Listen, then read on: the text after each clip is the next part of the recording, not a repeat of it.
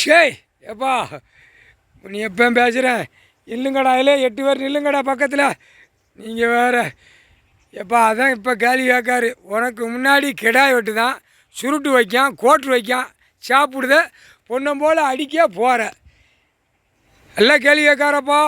அப்போ எங்களுக்கே இந்த கேள்வி கேட்டால் மானிட பிறவி அரசியல்வாதி கவர்மெண்ட் வேலை பார்க்குறவன் அனைத்தும் நீதி அரசர் எப்படி கேட்பார்?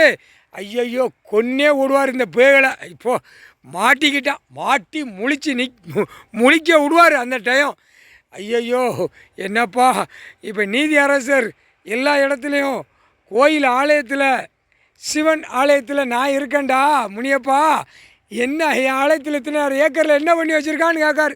இப்போது சென்ட்ரேஷன் இத்தனை ஏக்கர்னு வச்சுருக்கான். முதல்ல இருந்த கணக்கு உனக்கு தெரியுமா? எப்படி?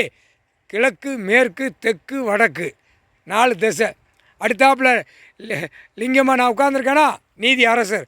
எப்பா இவர் தான்ப்பா ஆண்டார் நீதி அரசர். இப்போ பழையபடி கோர்ட்டை பிடிக்காரு. கோர்ட்டு நீதி அரசரை உட்கார்ந்துட்டாருப்பா. கேள்வி கேட்காரப்பா. சேத்தூர் கணக்கு கேட்காரு, சிவன் கோயில் ஆலயம் தேவதானம் உள்ள கணக்கு கேள்வி கேட்கார்.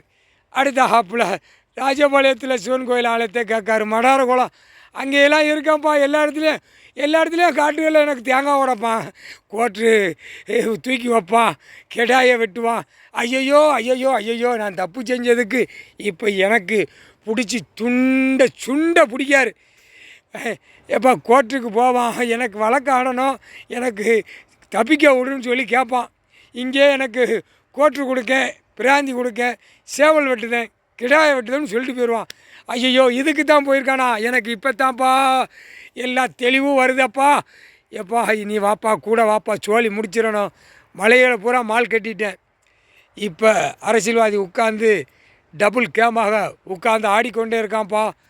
3/4 சத்தியம். அடுத்த கணக்கு 3/4 சத்தியம்.